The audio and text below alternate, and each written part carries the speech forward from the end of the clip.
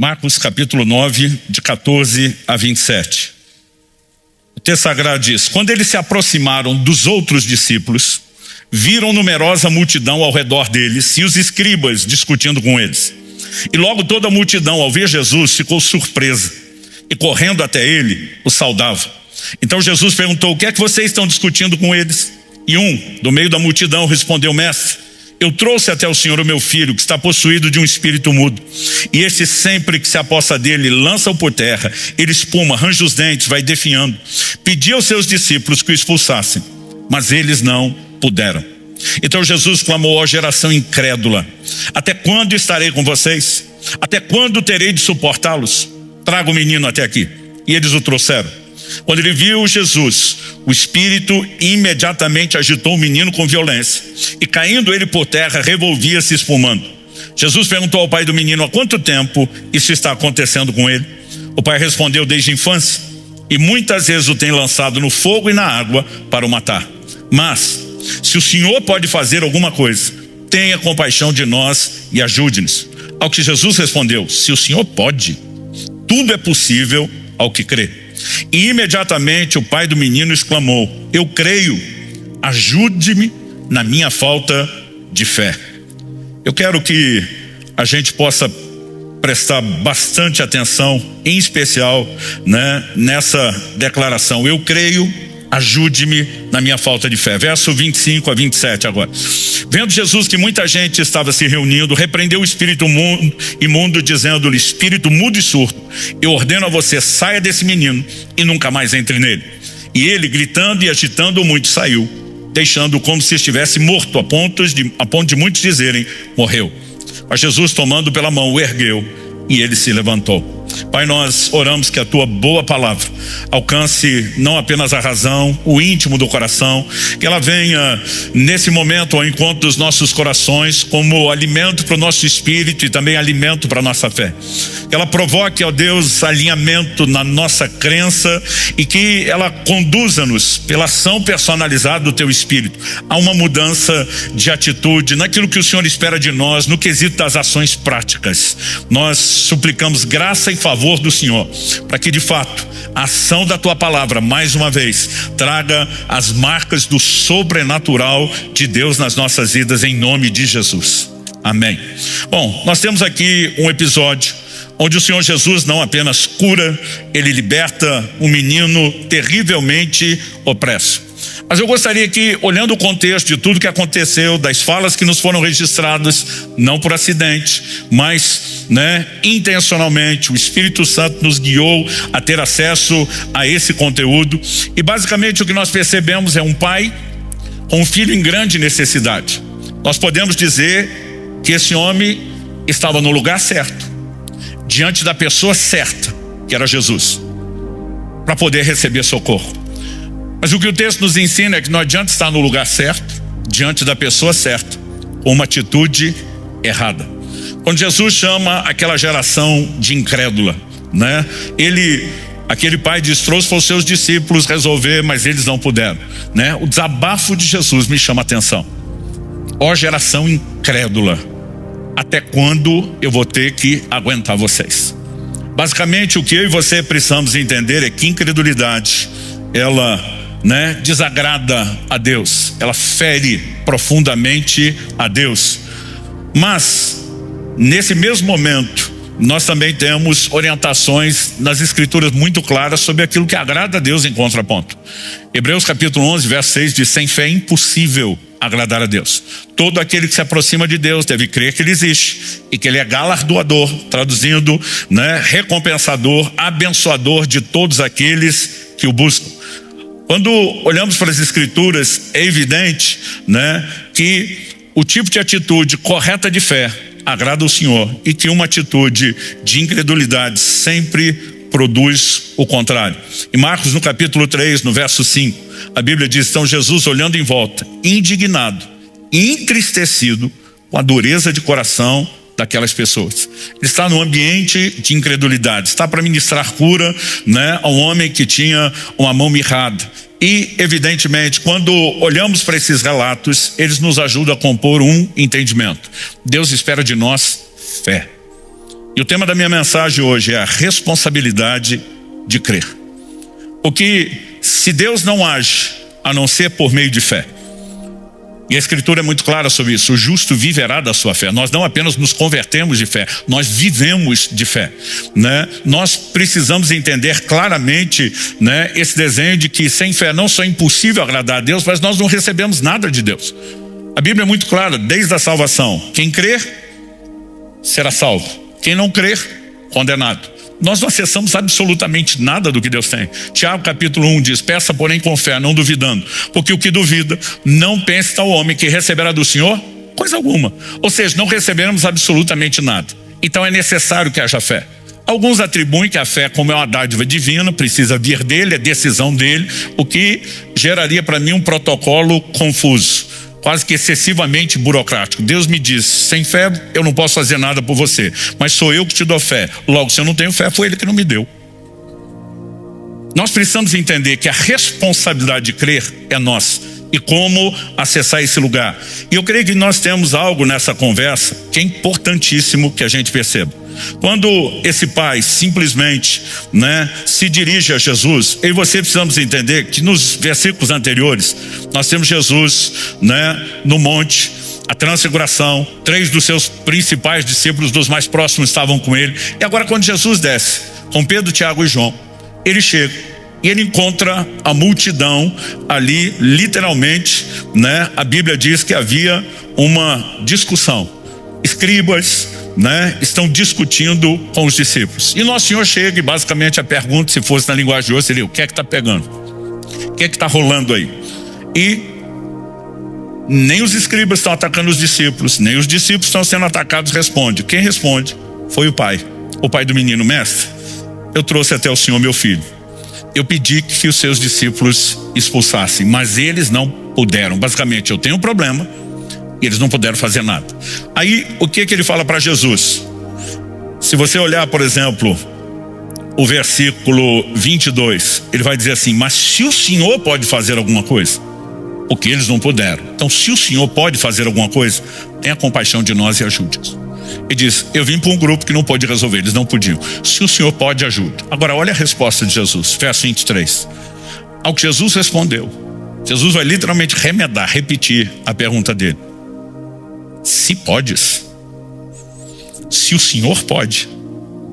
Jesus está dizendo: você está jogando para mim a responsabilidade? E Jesus devolve, como diziam os antigos, a batata quente e diz: tudo é possível ao que crê.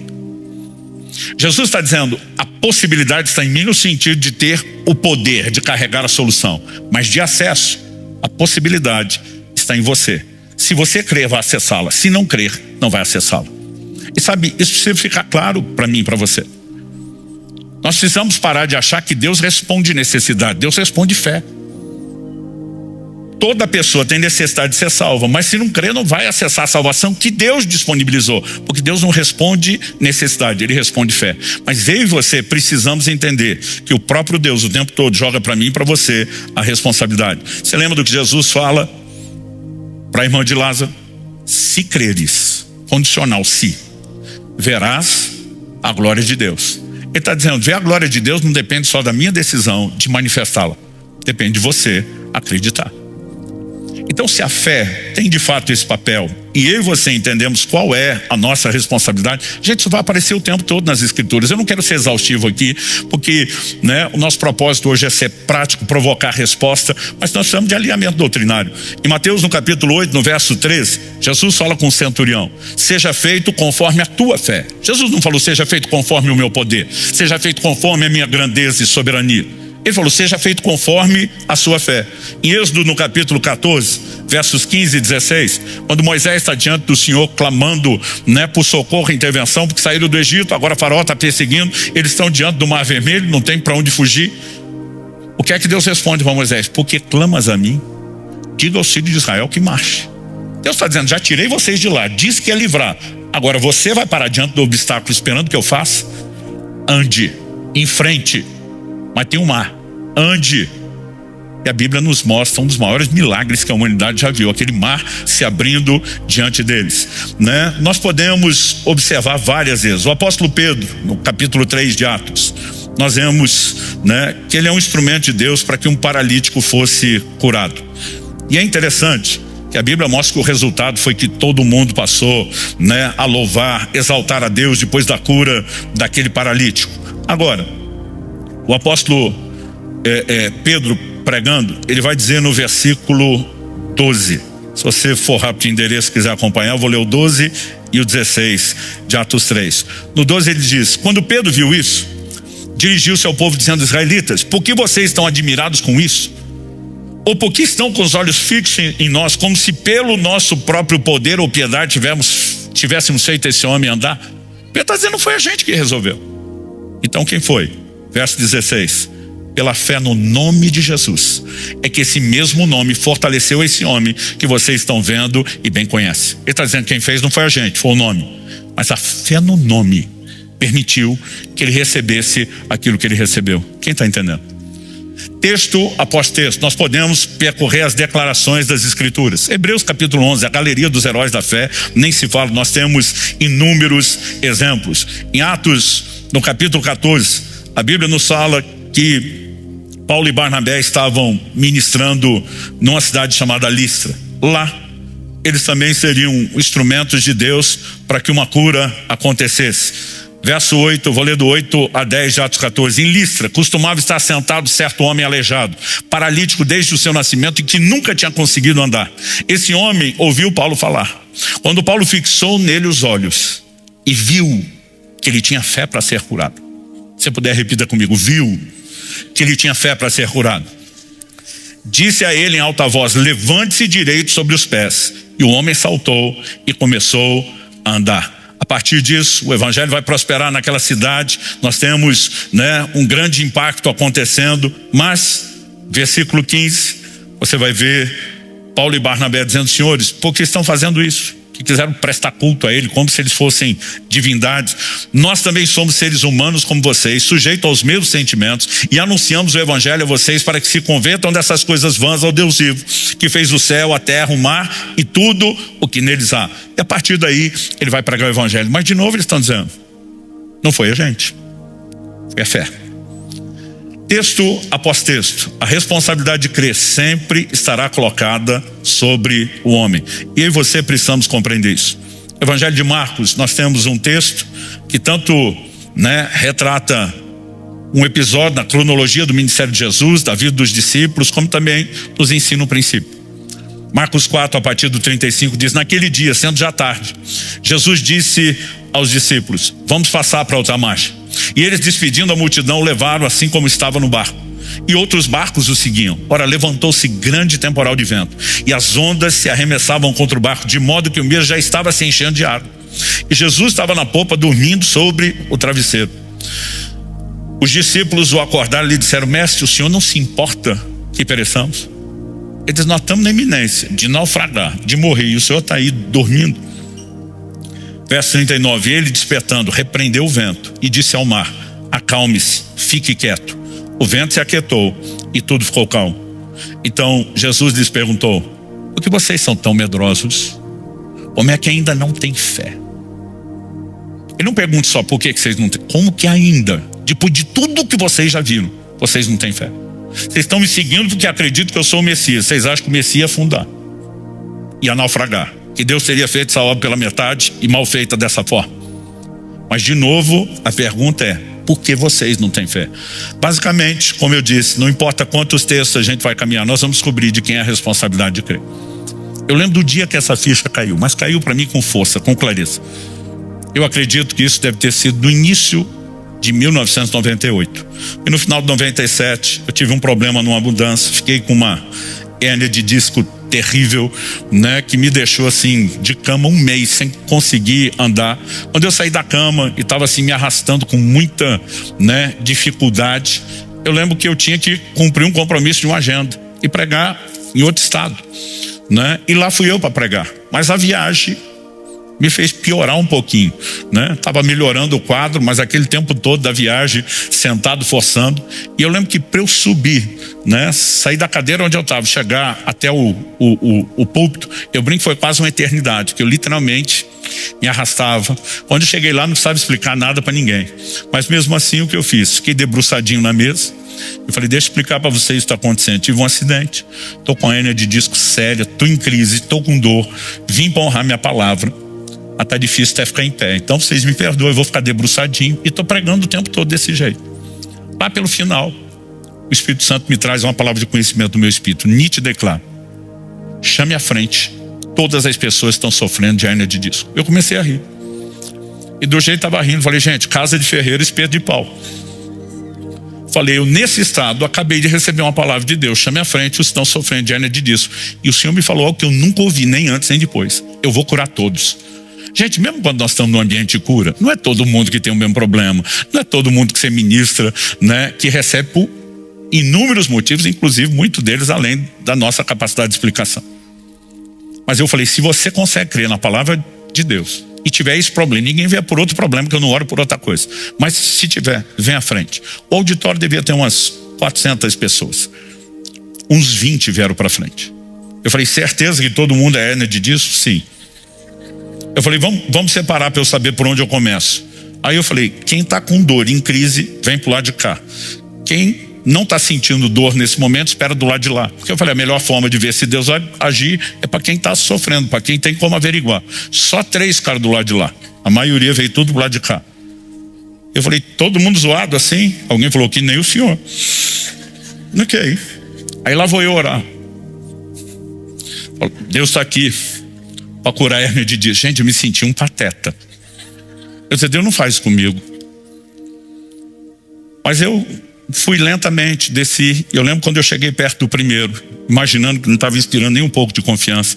Só olhei para ele e falei, você está pronto? Ele falou, tô. A hora que eu estendi a mão para tocar nele, gente, foi quando saísse um tiro de canhão do meu ombro. Uma coisa correu e foi sincronizado, né? Eu estava com a mão em movimento. A hora que eu toquei na testa dele, eu senti que aquele calorão que correu no meu braço, né, saiu pela ponta da minha mão. Eu vi a reação dele.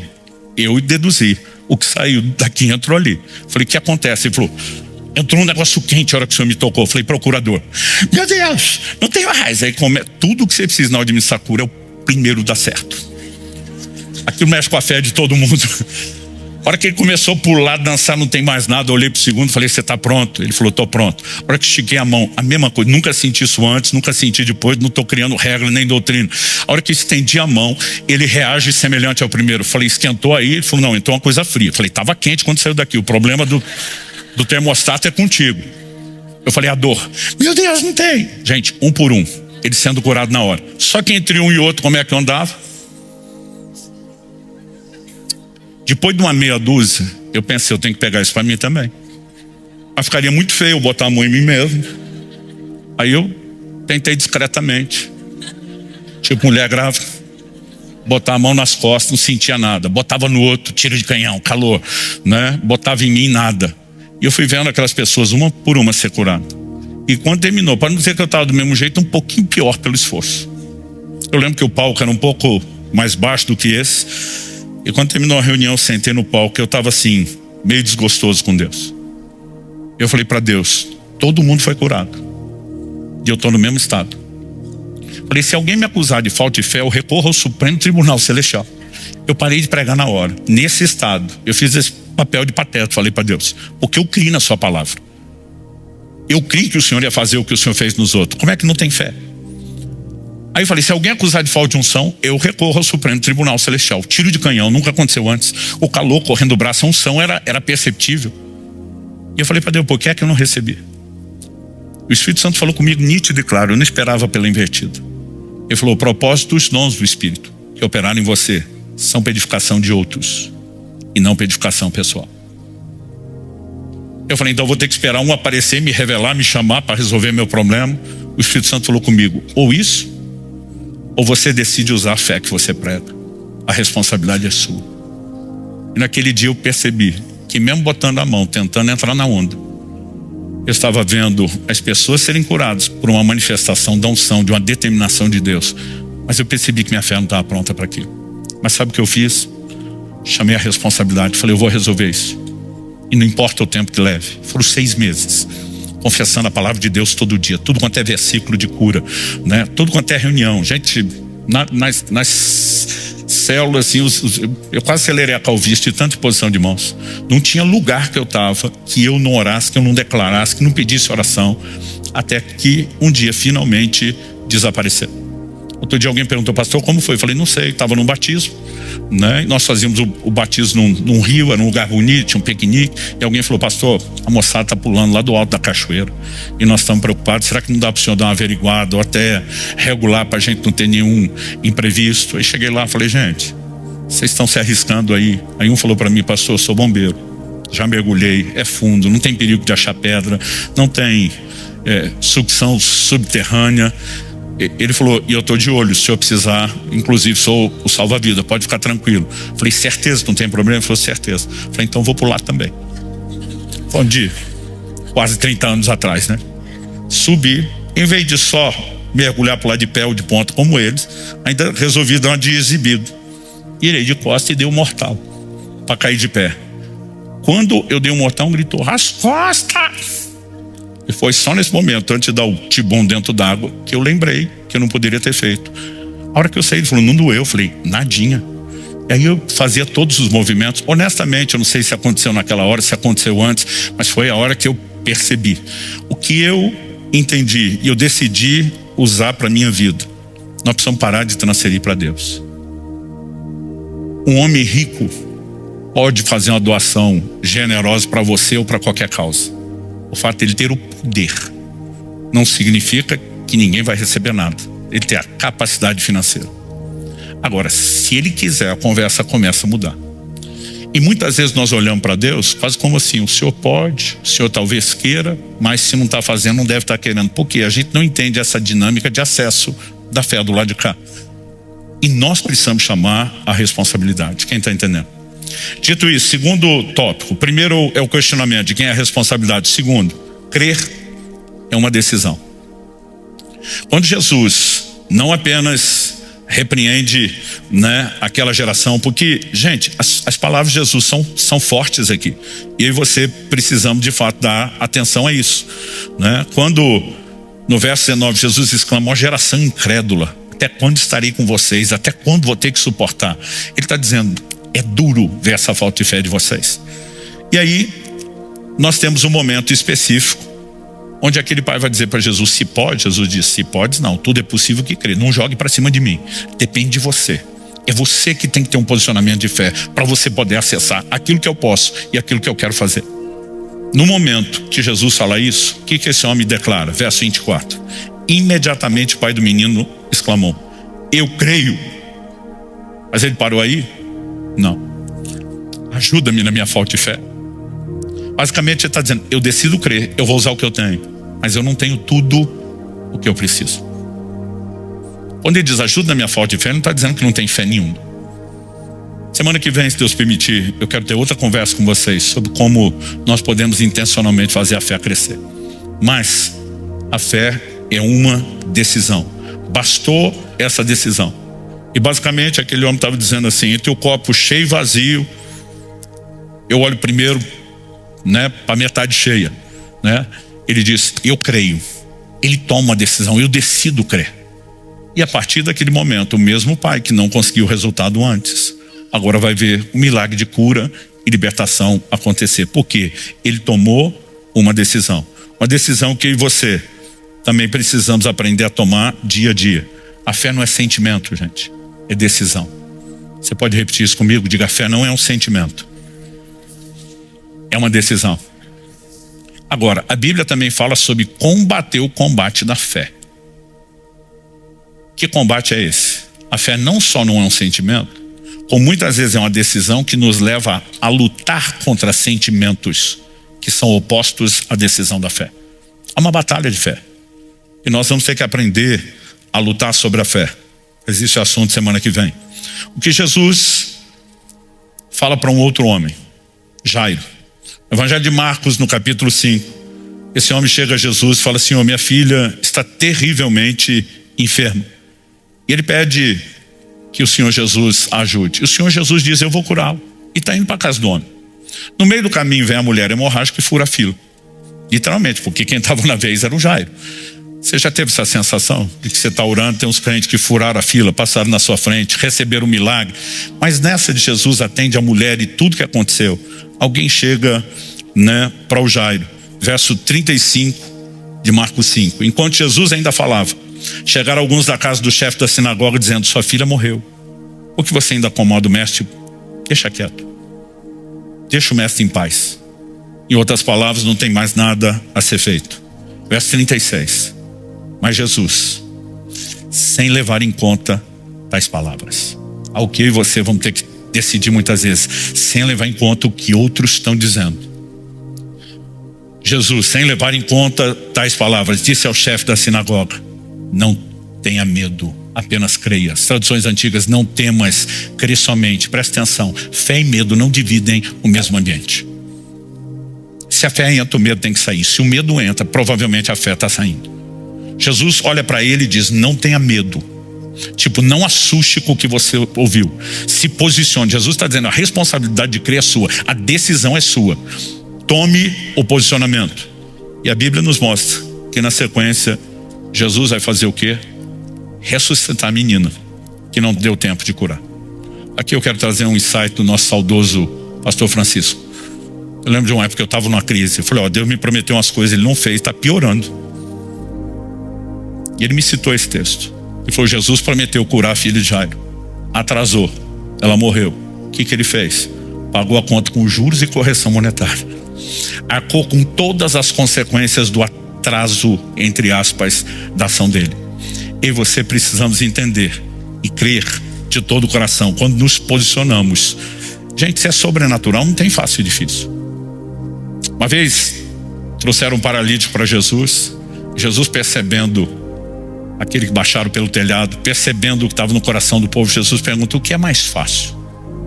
Dizer: esse homem, perdoados são os teus pecados? Ou levanta-te e anda?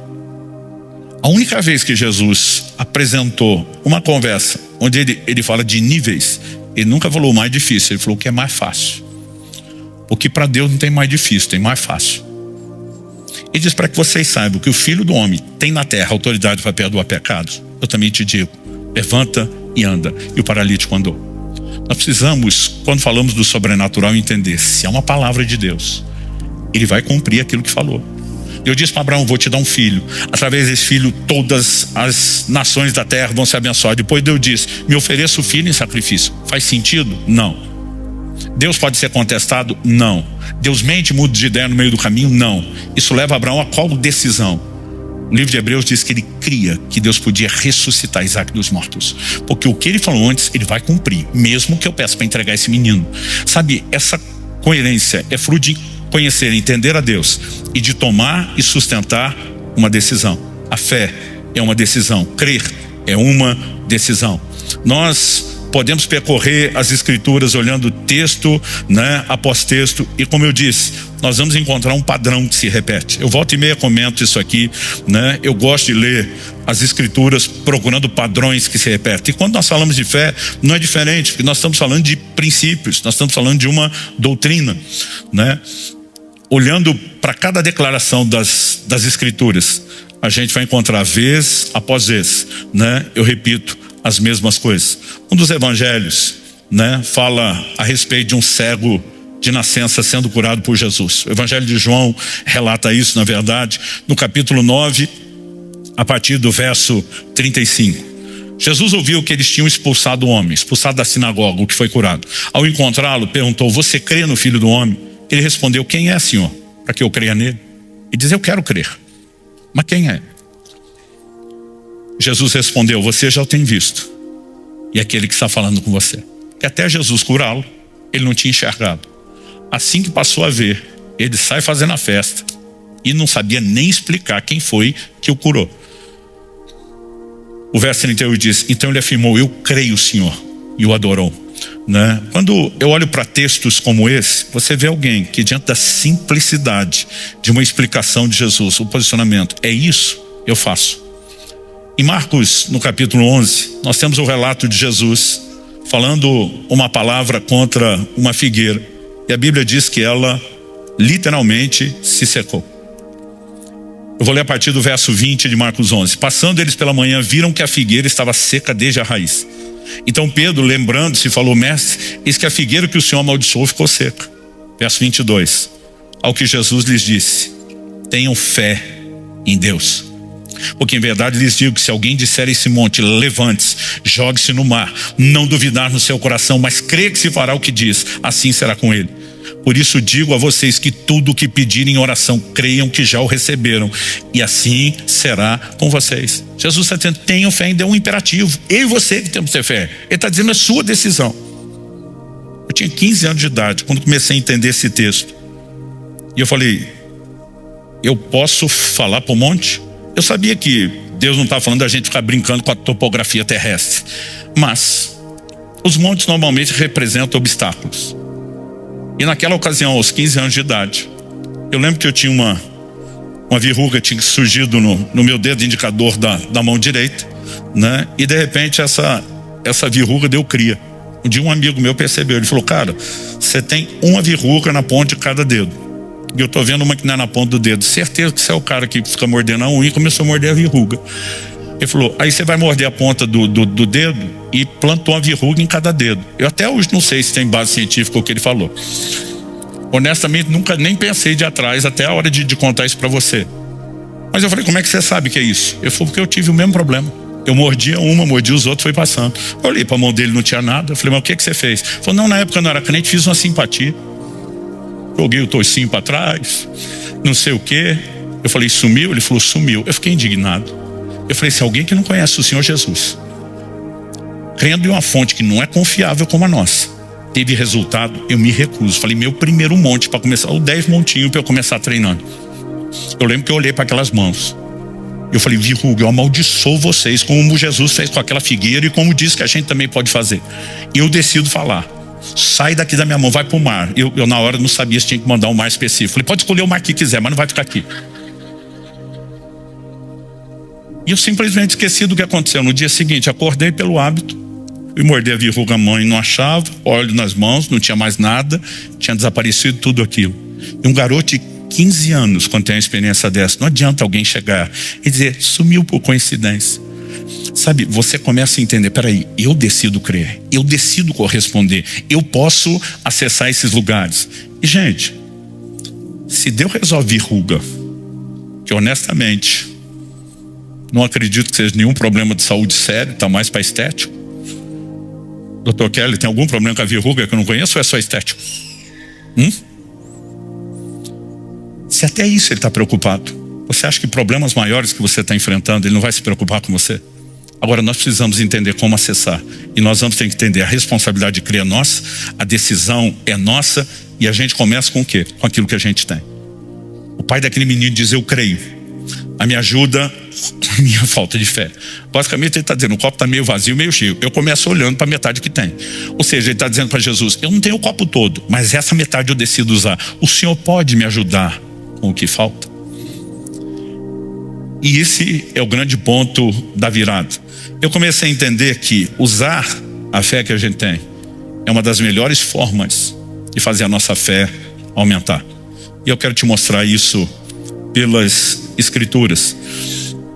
Abra comigo sua Bíblia no Evangelho de Lucas, no capítulo 17. Lucas, capítulo 17. No verso 3, eu vou começar no 3 e o 4. Jesus diz: tenham cuidado. Se o seu irmão pecar, repreenda. Se ele se arrepender, perdoe-lhe. Se pecar contra você 7 vezes num dia, e 7 vezes vier para lhe dizer: estou arrependido, perdoe-lhe. Gente, honestamente, o ensino do perdão, até hoje, não era só para os discípulos aqueles dias, é um dos maiores desafios para nós.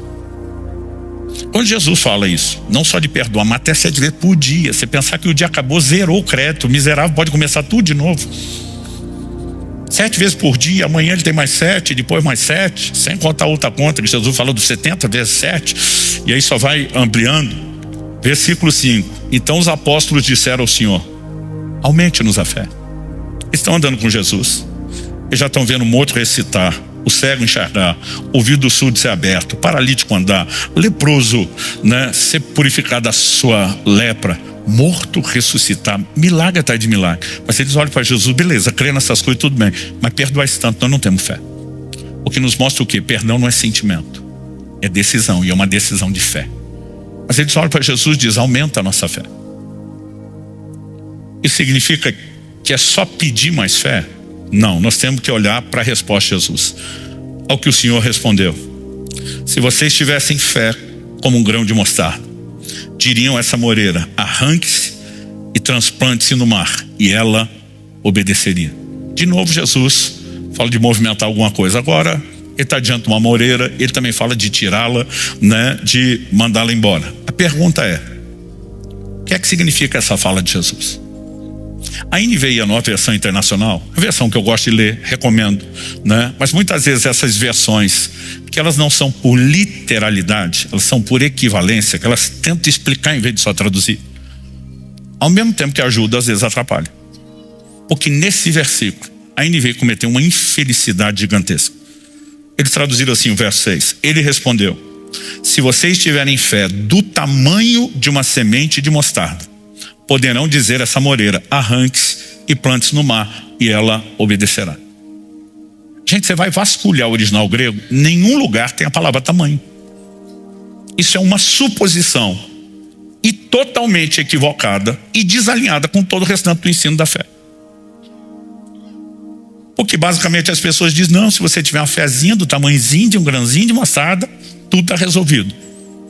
Gente, faria sentido em algum momento Jesus repreender a fé pequena de alguns, outro momento elogiar a grande fé dos outros. Se a fé pequena já resolve tudo, então por que ele repreendeu os discípulos por uma pequena fé? E por que é que ele elogiou a fé grande de outros?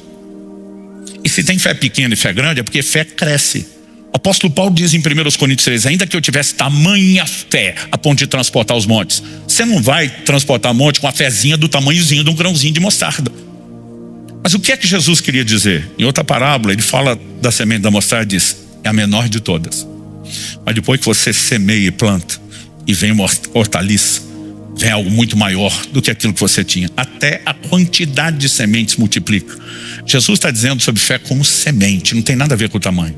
E diz, usa o que tem, planta o que tem, e você vai colher mais do que tem. Porque cada vez você decide crer em Deus, não importa se é uma experiência com verruga, e você vê funcionar, a fé se fortalece, a fé se consolida, e não tem descrente nesse mundo que vá fazer você simplesmente ignorar a experiência que teve. Quem está entendendo?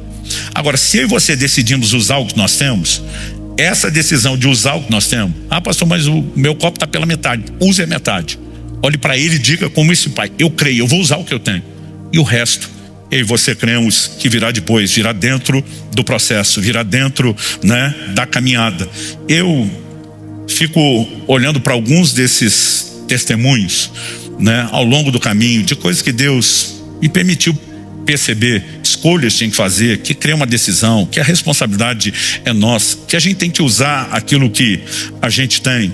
E eu percebo que foram princípios que não apenas me sustentaram diante de adversidades, mas me fizeram ver muita intervenção de Deus.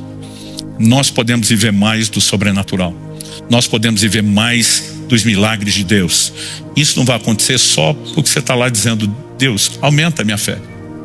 Ao mesmo tempo que você, como esse pai pode pedir aumenta a minha fé, Deus vai dizer, eu te dou o caminho, meu filho. Você mesmo pode aumentar. Usa o que você tem. Semeia o que você tem.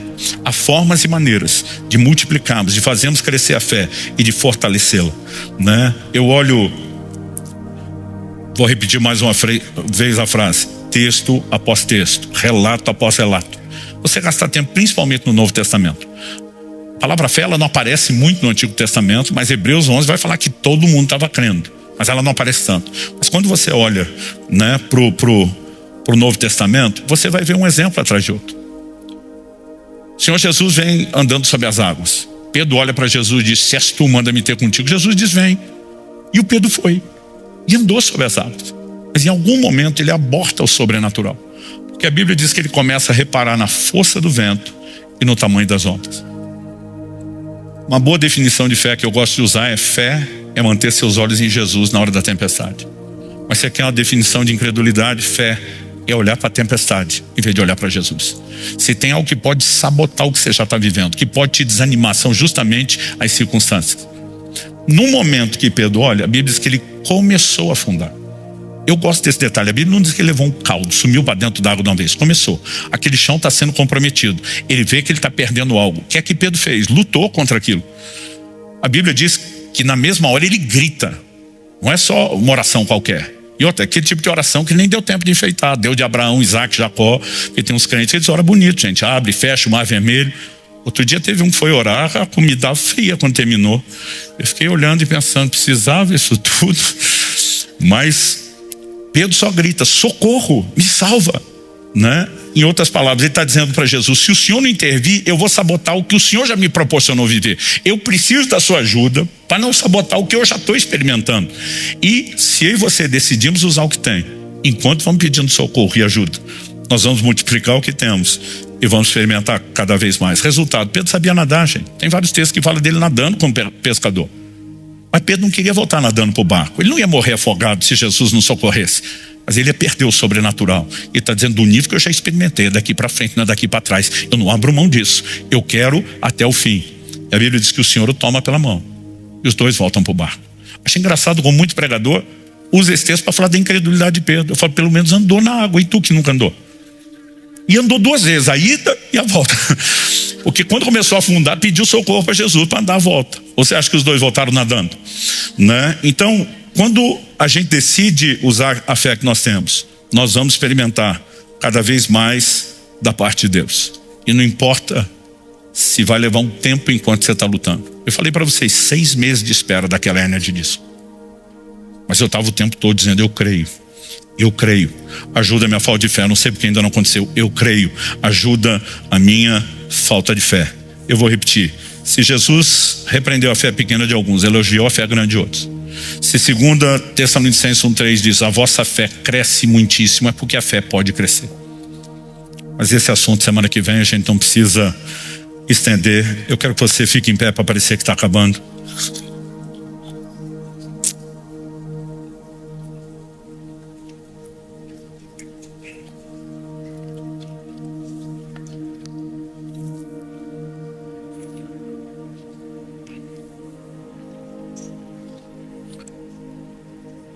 Eu não quero insinuar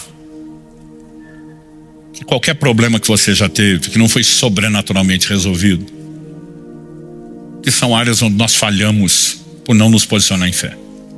Eu creio que quando você olha o todo da Bíblia, não dá para deduzir esse tipo de coisa. Mas certamente, muitos de nós já temos áreas que, se tivéssemos decidido crer, poderíamos ser mudados. Eu já contei várias vezes aqui que na ocasião do parto do Israel, meu primeiro filho, eu vi que a situação era séria, que era uma situação de morte. E eu entrei em desespero. Eu nunca senti tanto medo na minha vida. Correndo o risco de ser mal entendido por não poder explicar. Não era simplesmente perder uma criança. Eu ouvi as histórias em casa. Minha mãe teve 4 partos, nós éramos 3 homens. A caçula, que era uma menina, viveu 2 dias e faleceu. A gente sabia que ela estava com o Senhor. Não pudemos ter o convívio com ela, mas um dia certamente estaremos juntos. Pensando em quem foi, não temos algo tão complexo. Agora, para mim era, e as palavras que Deus falou a respeito dessa criança, e tudo aquilo que foi crido ao longo do caminho. Ou seja, não dá para aceitar que termine assim quando tem palavra diferente. Foi a decisão de Abraão. E naquele momento eu estou brigando com aquelas emoções. O Espírito Santo falou comigo, faça uma escolha. Você pode ficar sentado chorando e enterrar o seu filho, ou você pode se levantar, posicionar em fé e fazer alguma coisa. E eu enlouqueci, eu surtei, eu tive um surto de fé. Eu levantei, comecei a repreender tudo quanto é demônio, espírito de morte, tira a pata suja do meu filho agora, você não vai fazer nada. Comecei a declarar palavras de fé. Curioso que o obstetra que fez o parto, que era alguém muito conhecido na cidade, por quase 3 anos depois do parto, ele ainda mandava a gente na igreja para pedir oração. Sempre que ele estava diante de situações, de diagnósticos complexos, e ele dizia, eu não posso fazer nada por você. Ele dizia, mas tem um povo lá, eles entendem alguma coisa que a gente não explica. Eles sabem crer e ver as coisas funcionar. Tem um pastor que ele é pai de um menino, ele dizia assim, eu chamo de menino milagre. O médico dizia, não tem explicação, mas esse menino ficou 1h10 sem respirar. Não tinha como estar vivo, não tinha como estar sem sequela, não tinha como ter acontecido. Gente, nós podemos experimentar mais. E muitas vezes porque só não entendendo o princípio, achando que Deus é que tinha que fazer. Além de nos magoarmos com Ele, nos distanciarmos dele, nós não vemos intervenção. Assim entendemos que o tempo todo Ele está dizendo, a responsabilidade é sua. Não olhe para mim dizendo se pode. O Senhor olhou para aquele pai e falou, tudo é possível que crê. Eu te devolvo a batata quente. Você tem que ter o posicionamento. Nós servimos a um Deus grande e extraordinário. Não quer dizer que toda e qualquer situação tem que ser resolvida só com milagre. Mas nós precisamos ter o bom senso, discernimento, estar sensíveis ao Espírito Santo, saber como avaliar essas coisas. Mas uma coisa eu tenho certeza, nós podemos viver mais do sobrenatural. E você não precisa esperar uma vez por ano uma conferência para de repente ter uma experiência com o Espírito Santo aqui ou lá. Nós podemos viver milagres, gente, em base contínua. Eu lembro de uma conversa que eu tive com um ateu que eu estava tentando evangelizar. E eu falei, eu vou te dar algumas experiências só nessa área de cura. E quem são os médicos que acompanharam tudo que aconteceu na minha família? Eu lembro que no final ele falou, no seu lugar até eu acreditava. Porque ele falou, não é possível que alguém veja isso com tanta frequência e não consiga acreditar. Eu falei, exatamente. Falei, eu acho que sua fé para não crer é maior do que a minha. Seu esforço é muito maior do que o meu. Mas gente, nós podemos experimentar mais. Eu não quero encher a sua cabeça de doutrina, eu quero só simplificar o princípio. A responsabilidade de crer é nossa. Crer é de fato uma decisão. E se a gente usar o que nós temos, mesmo que a gente não tenha muito, eu posso contar um monte de testemunho onde eu percebi que minha fé não estava pronta, não estava funcionando, coisas que eu não tive resposta, coisas que eu desisti, e lá na frente Deus fez algo parecido só para dizer, se você tivesse continuado a acreditar. Mas com essas coisas todas nós vamos aprendendo que nós podemos ir além, nós podemos avançar. Se você quiser saber como ter mais fé, volta domingo que vem. Acho que foi tipo cenas dos próximos capítulos, né? To be continued. Pai, oramos por cada um dos nossos irmãos. Pai, nós te pedimos mais do que ensino de princípios, mais do que clareza doutrinária. Nós oramos por aquele sopro fresco e vivificante do teu Espírito, provocando cada um de nós a uma resposta à tua palavra. A resposta de assumir a responsabilidade de crer. A resposta de decidir acreditar e confiar no Senhor de todo o coração. A resposta de decidir usar aquilo que nós temos, enquanto usamos, avançar para o crescimento e a multiplicação da fé. Estende a tua mão, fortalece os meus irmãos e irmãs. É hora que tudo aquilo que estava trazendo desânimo, abatimento, a força das circunstâncias, o ataque dos espíritos de incredulidade, que isso sejam agora substituídos pela ação poderosa e sobrenatural que só a tua palavra pode, debaixo da ação do teu Espírito, produzir. Nós oramos por isso, Senhor. Mais do que encorajamento emocional, nós oramos que o Senhor de fato traga empoderamento, fortalecimento espiritual para a fé de cada um, em nome de Jesus e para a glória de Deus. Se você crê, concorde, amém? Se você recebe essa palavra, diga eu recebo, em nome de Jesus.